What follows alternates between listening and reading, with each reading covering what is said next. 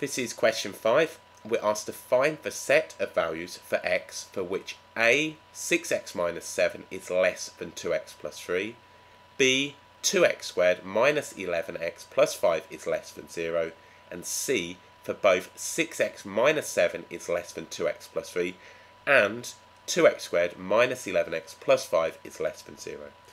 Part A carries 2 marks, Part B carries 4 marks, and Part C carries 1 mark. So let's start with A, and we've got a straightforward linear inequality. Subtracting 2x from both sides and adding 7 to both sides, we're going to have now 4x will be less than 10.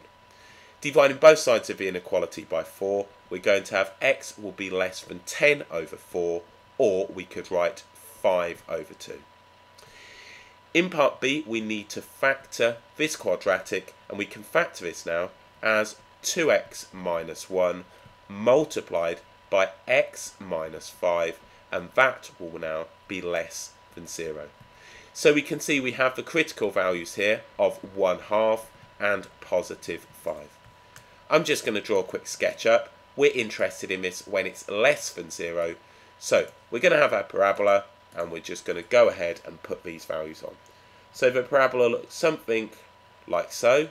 We've got the value here of 5. We've got the value here of 1/2. We're interested in this where it's less than 0, and we can see now that that's going to be below the line just here. So we can state now that the values for x that satisfy this inequality are now going to be that x will be strictly greater than 1/2, yet in turn strictly less than 5. So 4 marks in total for part B. In part C, we need to find the values for x that satisfy both. If I went ahead and put the first one now on a number line, we could see that this is going to be less than 2.5. So if I put that on, let's go ahead and just move this. 2.5 would be somewhere, give or take, around here. I'm interested in values less than that, so we're going to be going now to the left. So if we just put this on, let's straighten that line up a little. We're just going to have now values that satisfy both of these inequalities.